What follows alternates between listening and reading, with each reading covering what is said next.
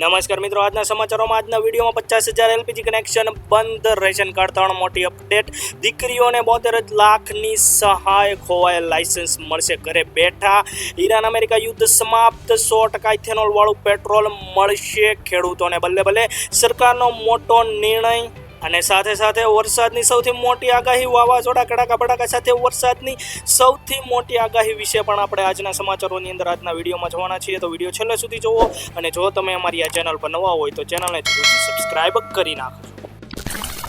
તો આજના સમાચારોમાં સૌપ્રથમ મિત્રો વાત કરીએ 50,000 એલપીજી કનેક્શન બંધ, ઘરેલું ગેસ સિલિન્ડરને લઈને સૌથી મોટા સમાચાર સામે આવ્યા છે. સરકારે અને પેટ્રોલિયમ ગેસ એજન્સીઓના નિયમ મુજબ જે છે અમુક ખાસ ગેસ કનેક્શન બંધ કરવામાં આવી રહ્યા છે. જો તમારા ઘરમાં પણ આ પ્રકારનું ગેસ કનેક્શન હોય તો તમારે પણ ખાસ સાવધાની રાખવાની જરૂર છે. ક્યાં લોકોનું ગેસ કનેક્શન બંધ કરી દેવામાં આવશે અને એમાંથી બચવા તમારે જે છે શું કરવાનું રહેશે તેના વિશેની મિત્રો સૌપ્રથમ વાત કરીએ તો ઘરની અંદર એલપીજી સાથે પીએનજી કનેક્શન હોય એટલે કે તમારે એલપીજીનું કનેક્શન, ઘરેલું ગેસ જે તમારે સિલિન્ડર આવે છે એની સાથે સાથે તમારે પીએનજીનું એટલે કે પાઇપ નેચરલ ગેસનું એટલે કે તમારે જે પાઇપવાળું કનેક્શન હોય, આ બંને જ કનેક્શન એક જ સરનામા પર હોય તો એલપીજી સાથે બરાબર છે. પીએનજી કનેક્શન આ બંને એક જ સાથે હોય તો તે કનેક્શનને જે છે અયોગ્ય માનવામાં આવે છે, જેથી કરીને હાલ ગેસ એજન્સીઓ દ્વારા જે છે આવા પીએનજી અને એલપીજી ગેસ કનેક્શનવાળા બંનેને જે છે ઘરોમાંથી કનેક્શનને બંધ કરવામાં આવી રહ્યા છે. તેથી સૌથી મોટું ઉદાહરણની મિત્રો વાત કરીએ તો હાલમાં જે છે ઉત્તર પ્રદેશમાં આ પ્રકારના 50,000 જેટલા જે છે ગેસ કનેક્શનને રદ કરી દેવામાં આવ્યા છે. જે ઘરોની અંદર એલપીજીની સાથે સાથે જે પીએનજી કનેક્શન હતું તો ત્યાંથી જે છે 50,000 જેટલા કનેક્શનને હાલમાં જે છે એલપીજી ગેસ જે એજન્સીઓ છે તેના દ્વારા બંધ કરી દેવામાં આવ્યો છે, એટલે કે રદ કરી દેવામાં આવ્યા છે. આનાથી બચવા માટે જે છે જો તમારા ઘરની અંદર જે છે એલપીજી સાથે પીએનજી કનેક્શન હોય તો તમારે જે છે એલપીજી કનેક્શનને જે છે સરેન્ડર કરાવવું પડશે. કેન્દ્ર સરકાર અને પેટ્રોલિયમ ગેસ એજન્સીઓના નિયમ મુજબ એક સાથે 2 કનેક્શનવાળા પરિવારના કનેક્શનને અયોગ્ય એટલે કે અમાન્ય ગણવામાં આવે છે અને તેવા કનેક્શનને રદ કરવામાં આવશે. આની સાથે સાથે મિત્રો વાત કરીએ તો જે લોકોએ ઘણા મહિનાથી અથવા તો વર્ષોથી ગેસ સિલિન્ડર બુક જ નથી કરાવ્યો તેવા કનેક્શનને પણ એજન્સી દ્વારા નિષ્ક્રિય ગેસ કનેક્શન માનવામાં આવે છે અને તેવા કનેક્શનને પણ જે છે ગેસ એજન્સી દ્વારા રદ કરવામાં આવશે. ખરેખર ગેસ એજન્સીઓ દ્વારા જે છે એક સુરક્ષાના પગલાં તરીકે જે છે આવા કનેક્શનને બંધ કરવાની જરૂર પડતી હોય છે. માટે જો તમે પણ ઘણા સમયથી ગેસ સિલિન્ડર જે છે બુક જ નથી કરાવ્યો તો તમારે શું કરવાનું રહેશે, આ પ્રકારનું તમારે કંઈ પણ થતું હોય, તમારું ગેસ કનેક્શન જે નિષ્ક્રિય થઈ ગયું હોય તો તમારે શું કરવાનું રહેશે, તો તેની મિત્રો વાત કરીએ તો સૌપ્રથમ તમારે જે છે તમારી ગેસ એજન્સી પર જઈને કેવાયસી કરાવવું પડશે. કેવાયસી કરાવવાની જરૂર રહેશે અને ત્યારબાદ જે છે ત્યાંથી તમારે એક ગેસ સિલિન્ડર પણ બુક કરાવી લેવાનો રહેશે, જેથી કરીને તમારું ખાતું જે છે એક્ટિવ થઈ જાય, સક્રિય થઈ જાય અને ભવિષ્યમાં પણ તમે ગેસ એજન્સી પરથી જે છે એલપીજી ગેસ સિલિન્ડરનો લાભ લઈ શકો. ત્યારબાદ મિત્રો આગળ વાત કરીએ તો રેશન કાર્ડને લઈને 3 સૌથી મોટી અપડેટ. જૂન 2026માં રેશન કાર્ડ ધારકો માટે 3 સૌથી મોટી અપડેટ આવી ચૂકી છે. જેમાં સૌથી પહેલી અપડેટની મિત્રો વાત કરીએ તો ઘણીવાર રેશન કાર્ડ ધારકોને એવો પ્રશ્ન હોય છે કે જ્યારે રેશન લેવા જાય છે ત્યારે પોતાનો અંગૂઠો ન લાગે અથવા તો કોઈ પણ ટેકનિકલ સમસ્યાના કારણે રેશન મળશે કે નહીં. તેવામાં department of food and public distribution દ્વારા ઓફિશિયલ પોસ્ટ મુજબ જે છે જણાવવામાં આવ્યું છે કે અંગૂઠો ન લાગે ત્યારે જે છે ઓટીપી અથવા તો આઈરિસ સ્કેન એટલે કે પોતાની આંખના સ્કેન વડે અથવા તો અન્ય કોઈ પણ જે છે માન્ય ડોક્યુમેન્ટની મદદથી, દસ્તાવેજની મદદથી રાશન મેળવી શકાય છે. ત્યારબાદ બીજી સૌથી મોટી અપડેટની મિત્રો વાત કરીએ તો એ છે ભાવનગરના તળાજા તાલુકાના રેશન કાર્ડ ધારકો માટે. તળાજા તાલુકાના રેશન કાર્ડ ધારકો માટે એક મહત્વપૂર્ણ જાહેરાત કરવામાં આવી છે. ભારત સરકારની સેન્ટ્રલ બેંક ડિજિટલ કરન્સી એટલે કે CBDC યોજના હેઠળ તમામ પાત્ર લાભાર્થીઓને 30 જૂન 2026 સુધીમાં બોર્ડિંગ પ્રક્રિયા પૂર્ણ કરાવવી ફરજિયાત કરી દેવામાં આવી છે. તો બીજી સૌથી મોટી અપડેટ જે ભાવનગરના તળાજા તાલુકાના રેશન કાર્ડ ધારકો માટે છે તો એ લોકોએ ખાસ ધ્યાન રાખવું કે CBDC જે યોજના છે એ લોકોને લાગુ પડે છે તો એના માટે એ લોકોને 30 જૂન 2026 સુધીમાં એટલે કે આ મહિનાના અંત સુધીમાં જે છે બોર્ડિંગ પ્રક્રિયા પૂર્ણ કરાવવાની રહેશે. તેની અંદર જે એક પીએનબી તરીકેની એક ડિજિટલ જે એપ આવતી હોય છે એમાં એ લોકોને રજિસ્ટ્રેશન કરાવવાનું રહેતું હોય છે. ત્યારબાદ ત્રીજી સૌથી મોટી અપડેટની મિત્રો વાત કરીએ તો હવે જે છે 12 જેટલી ભાષાઓ સાથે અન્ન સહાયતા અંતર્ગત જે છે વોટ્સઅપ પર મેસેજ કરીને રેશન કાર્ડને લગતી ફરિયાદ કરી શકાશે અને સમસ્યાનું સમાધાન પણ તમારી ભાષામાં તમે મેળવી શકશો. તો આ છે રેશન કાર્ડને લગતી 3 સૌથી મોટી અપડેટ જે હાલમાં આવી છે.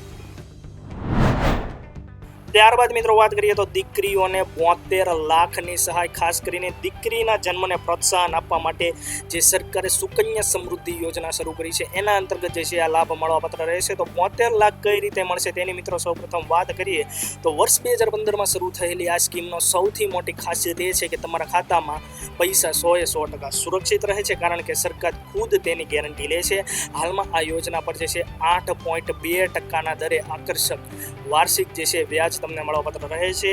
તેમાં તમારે જે છે 10 વર્ષથી ઓછી ઉંમરની તમારી ઘરની અંદર જે છે દીકરી હોય તો દીકરીના નામે તમારે જે છે ખાતું ખોલાવી લેવાનું રહેશે. તો ખાસ કરીને 10 કે તેથી ઓછી વર્ષની ઉંમરની જે દીકરી હોય 10 વર્ષ સુધીમાં તમારે દીકરીના નામે ખાસ કરીને ખાતું ખોલાવી લેવાનું રહેશે.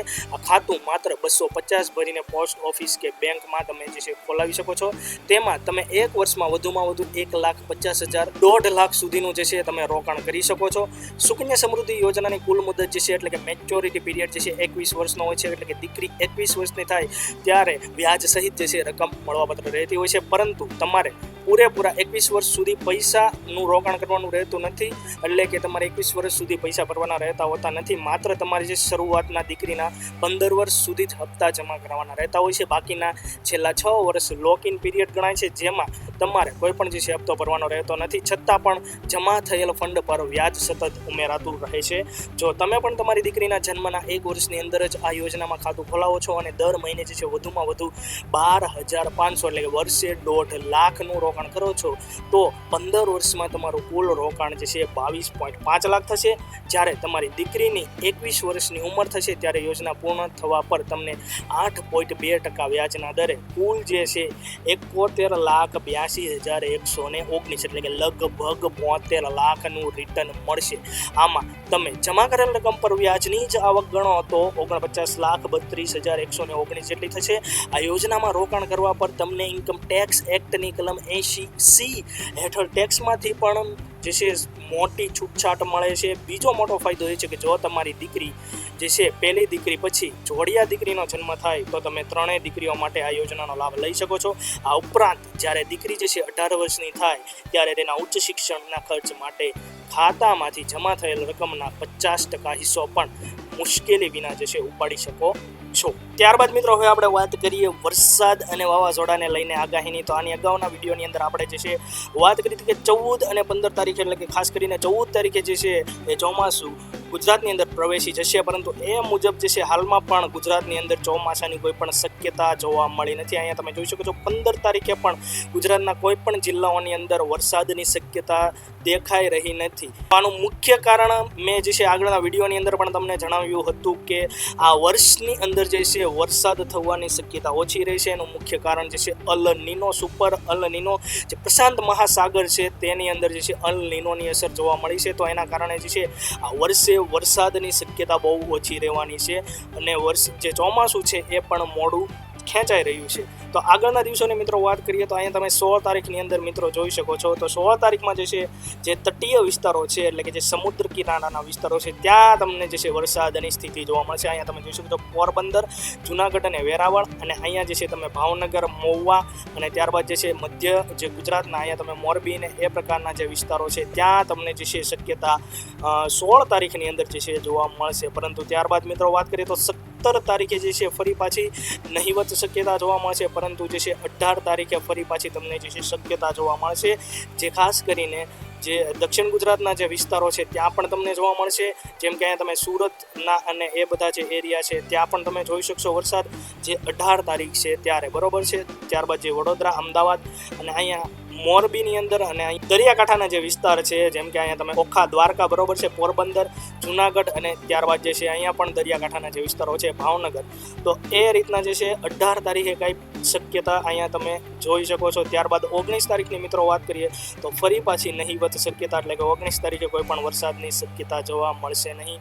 તો આ રીતનો વરસાદની તમને જે છે હાલ પૂરતી જે છે આગાહી જે છે જોવા મળશે, એટલે કે ક્યારેક જે છે વરસાદની શક્યતા જોવા મળે છે અને ક્યારેક વરસાદની શક્યતા જોવા મળતી નથી. તો આ જે છે સુપર અલ નીનોની અસરના કારણે આ વર્ષે વરસાદની આ રીતની જ શક્યતા જોવા મળશે. ક્યારેક કોઈક જિલ્લામાં વરસાદ પડશે અને ક્યારેક કોઈક જિલ્લામાં જે છે વરસાદ જોવા નહીં મળે. તો આ વર્ષે જે છે દુષ્કાળ જેવી જે છે પરિસ્થિતિ સર્જાવાની છે ગુજરાત સહિત સમગ્ર ભારત દેશમાં, કારણ કે સુપર અલ નીનોની અસર જે પ્રશાંત મહાસાગરની અંદર અત્યારે હાલમાં જે છે દેખાઈ રહી છે.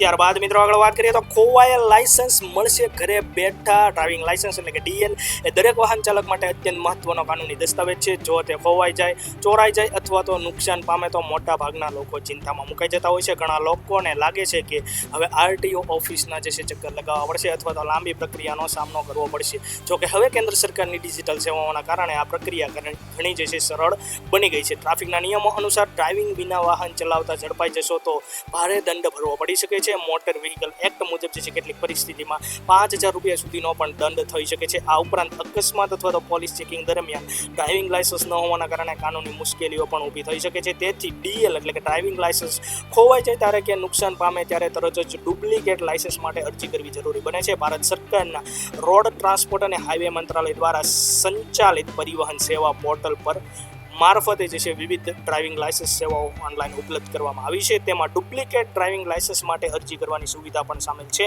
આ ડિજિટલ સેવા દ્વારા નાગરિકોનો સમય અને મહેનત બંને સાચવી શકે છે. ઘણા રાજ્યોમાં આ પ્રક્રિયા સંપૂર્ણપણે ઓનલાઈન ઉપલબ્ધ છે, જેના કારણે જે છે અરજદારોને આરટીઓ ઓફિસના ધક્કા ખાવાની જરૂર પડતી નથી.